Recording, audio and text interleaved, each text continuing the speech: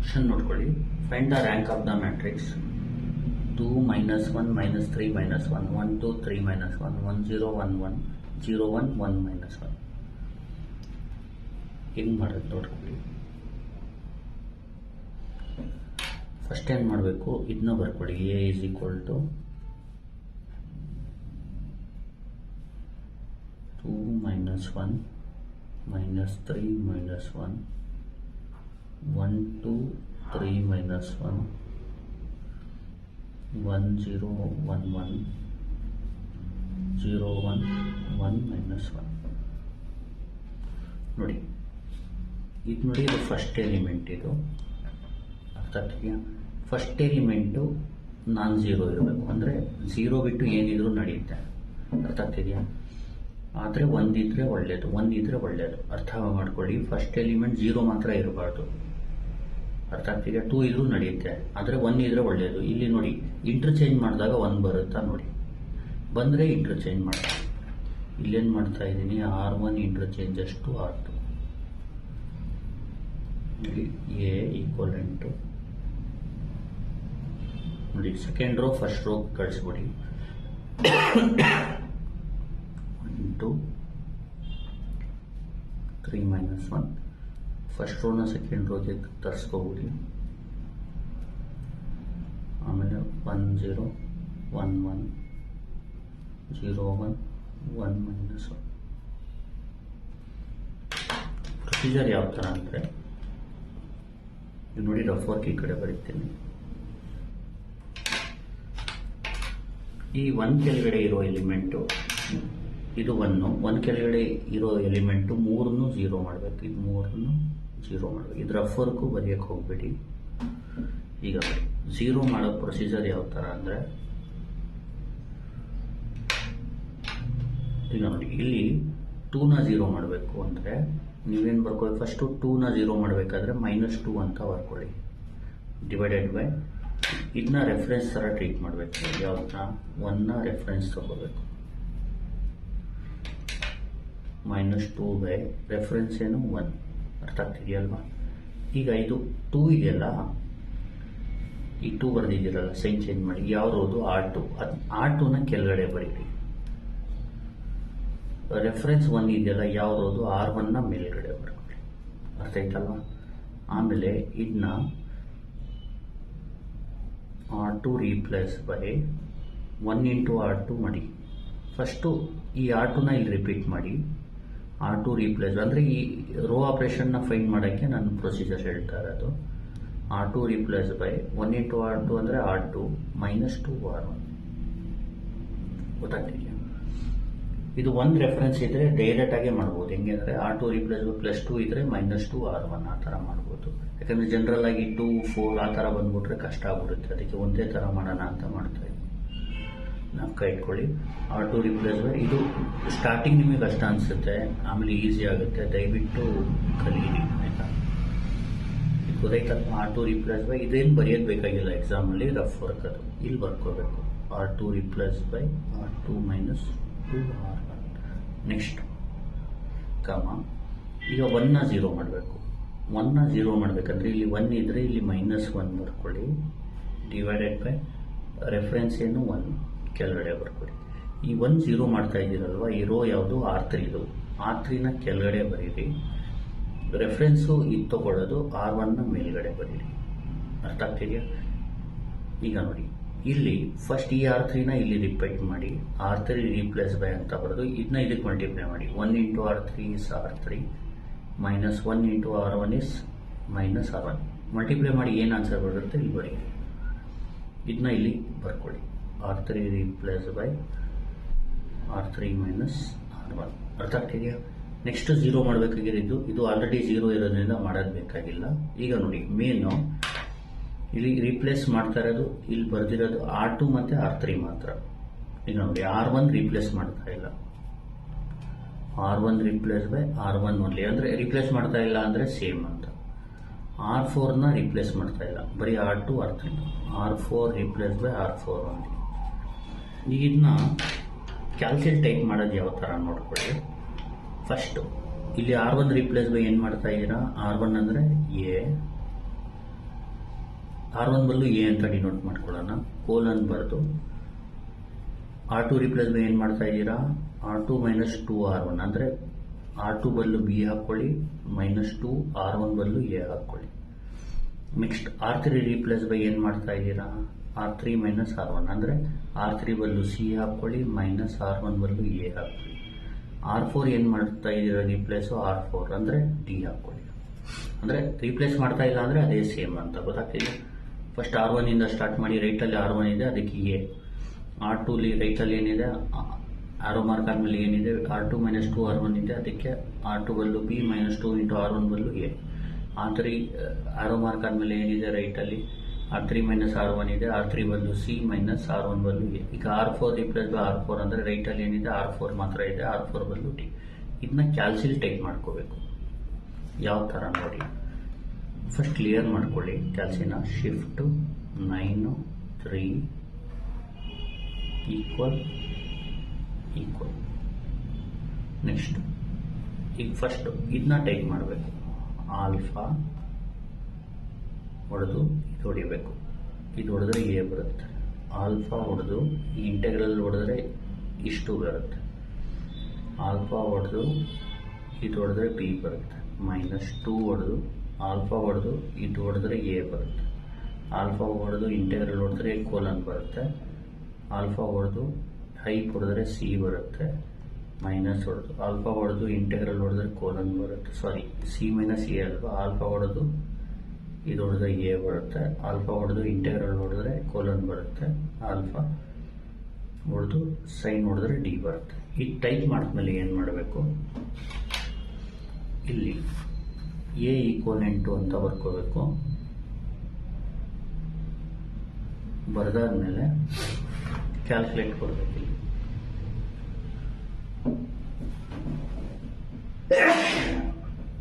ಸಾರಿ, calculate ಕೊಟ್ಟು A B C D value ಹೊಡಿಬೇಕು.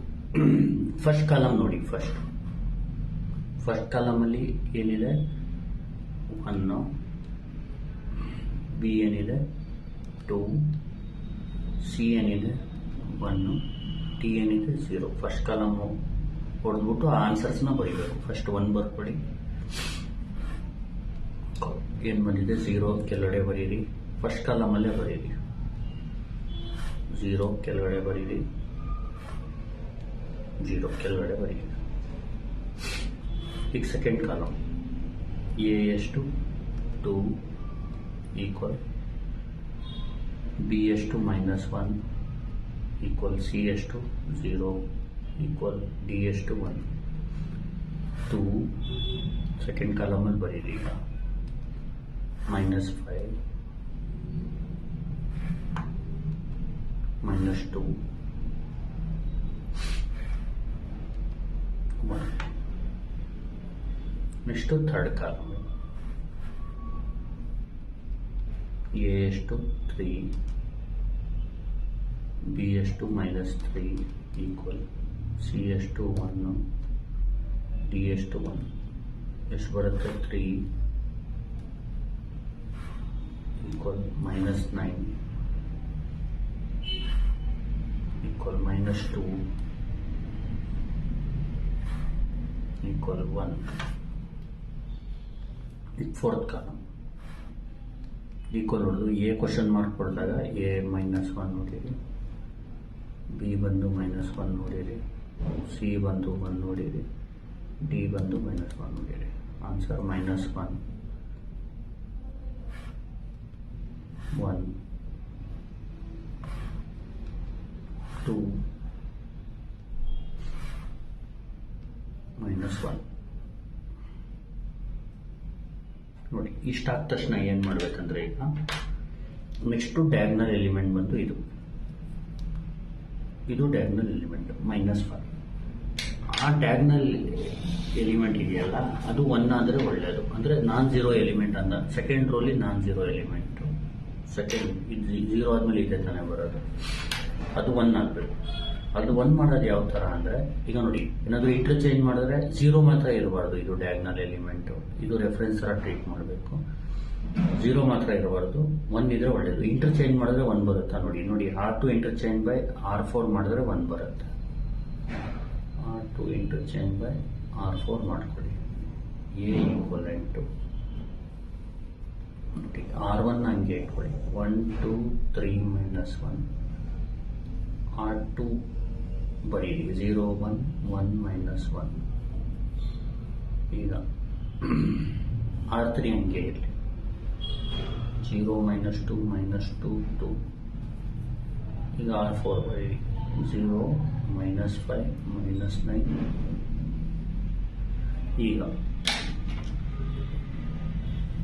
ಈಗ ರೆಫರೆನ್ಸು ಯಾವುದು?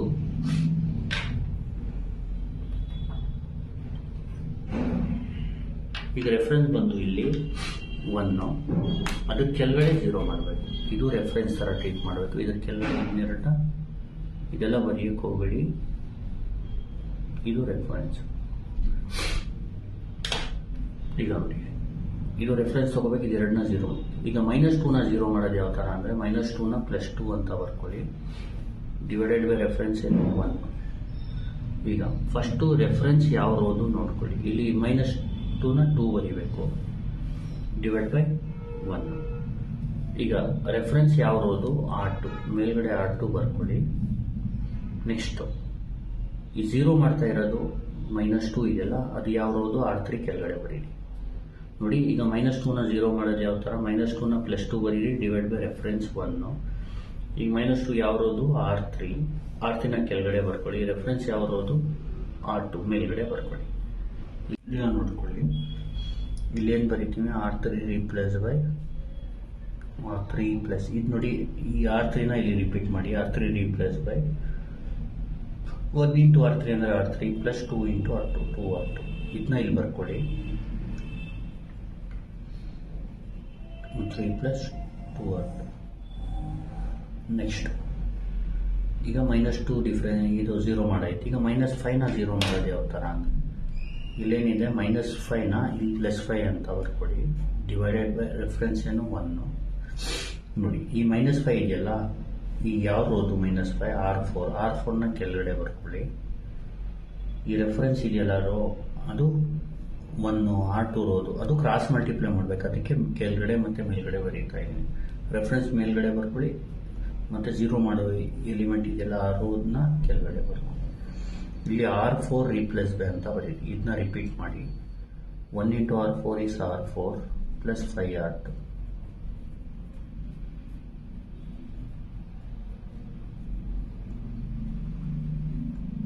ಅರ್ಥ ಆಯ್ತಲ್ವಾ? ಈಗ ನೋಡಿ,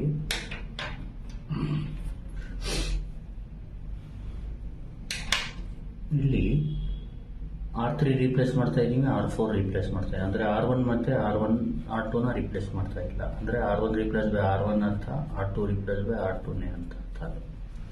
ಈಗ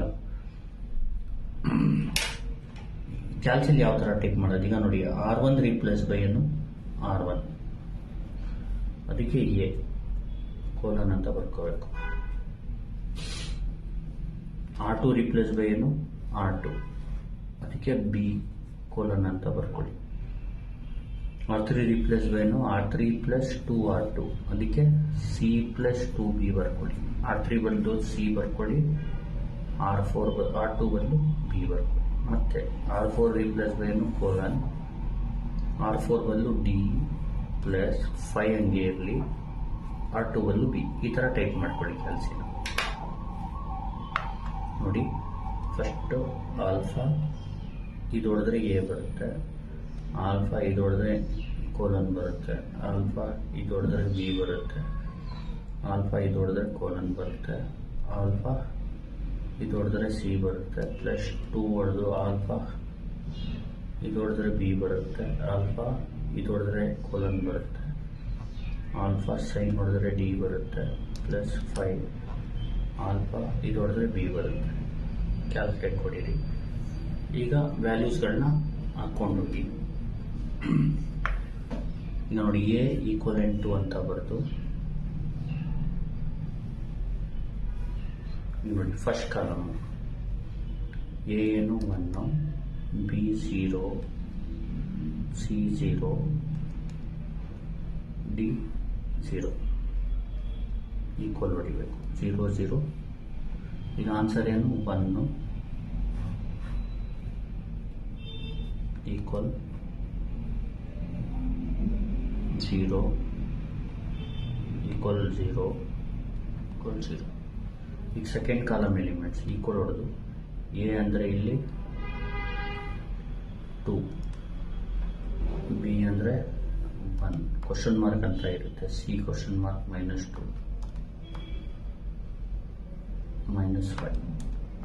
ಆನ್ಸರ್ 2 1 0 0 ಈಕ್ವಲ್ ಎ ಅಂದರೆ 3, ಬಿ ಅಂದರೆ 1, ಸಿ ಅಂದರೆ -2, ಡಿ ಅಂದರೆ -9. 3 1 0 -4. ಎ ಎಷ್ಟು -1, ಬಿ ಎಷ್ಟು -1, ಸಿ ಎಷ್ಟು 2, ಡಿ ಎಷ್ಟು 1. -1 -1 0 -4. ನೋಡಿ, ಇಷ್ಟ ಆದ ತಕ್ಷಣ ಏನು ಮಾಡಬೇಕು, ಈಗ ನೆಕ್ಸ್ಟ್ ರೋಗೆ ಬನ್ನಿ. ಇಲ್ಲಿ ನಾನ್-0 ಎಲಿಮೆಂಟ್ ಯಾವುದಾದ್ರೂ ಇದೆಯಾ? ಇಲ್ಲಿ 0 ರೋ ಇದೆ. 0 ರೋ ಬಂದರೆ 0 ರೋನ ಕೆಳಗಡೆ ಕಳಿಸ್ಬಿಡ್ಬೇಕು. R3 interchange to R4. ನೋಡಿ, ಇಂಟರ್ಚೇಂಜ್ ಮಾಡಿದ್ರೆ ಎ ಈಕ್ವಲೆಂಟ್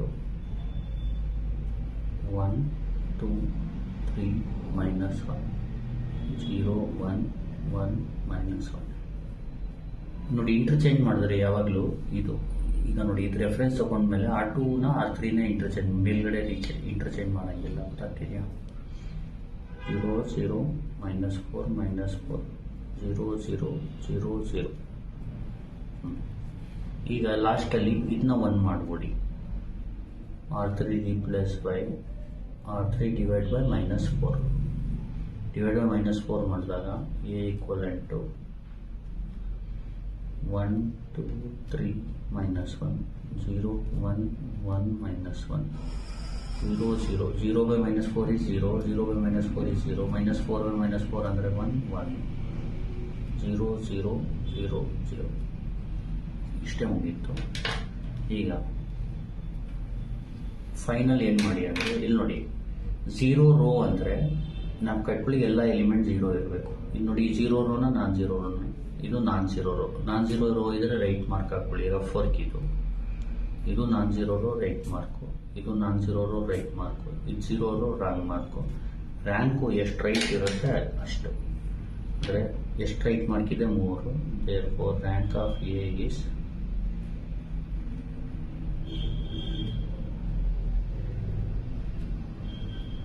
3. ಇದೇ ಫೈನಲ್ ಆನ್ಸರ್. ನಾವು ಕೈ ಇಟ್ಕೊಳ್ಳಿ, ಎಷ್ಟು non-0 ರೋ ಇರುತ್ತೆ ಇದಕ್ಕೆ ಎಚೆಲಾನ್ ಫಾರ್ಮ್ ಅನ್ನೋದು. ಅಂದರೆ ನೀವೇನು ಮಾಡಬೇಕು, ಡಯಾಗ್ನಲ್ ಎಲಿಮೆಂಟ್ ಕೆಳಗಡೆ 0 ಮಾಡ್ಕೊಂಡು ಹೋಗಬೇಕು. ರೆಡ್ಯೂಸ್ ಮಾಡಿದ್ಮೇಲೆ ಎಚೆಲಾನ್ ಫಾರ್ಮ್ಗೆ ಎಷ್ಟು non-0 ರೋ ಇರುತ್ತೆ ಅದಕ್ಕೆ ನಾವು ರ್ಯಾಂಕ್ ಅನ್ನೋದು, ಗೊತ್ತಾಗ್ತಿದೆ? ಇಲ್ಲಿ non-0 ರೋಸ್ 3 ಇದೆ, ಅದಕ್ಕೆ rank of A is 3. Thank you. Please like, share and subscribe.